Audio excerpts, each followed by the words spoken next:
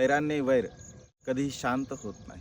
मनुष्याच्या चित्तामध्ये उत्पन्न होणारं वैर, द्वेष भावना, सूडबुद्धी आपल्याला नष्ट करायची आहे। तर आपल्या मनामध्ये, आपल्या चित्तामध्ये कुशल विचारांना आपण निर्माण केलं पाहिजे। कुशल विचाराच्या द्वारा जर आपण चांगल्या प्रकारचं कर्म करत असेल, पण मैत्री भावना करत असेल, मैत्री भावना केल्यामुळे या संसारातील संपूर्ण वैर नष्ट होत असते आणि त्यामुळे आपल्या चित्तातील वैराला जर नष्ट करायचं असेल तर आपल्या मनामध्ये मैत्री धर्माचा आपण विकास केला पाहिजे। जो मनुष्य मैत्री धर्माचा विकास करतो तो मनुष्य आपल्या जीवनामध्ये कधीही वैरत्व ठेवत नाही। त्याचे संपूर्ण वैर शांत होत असतात।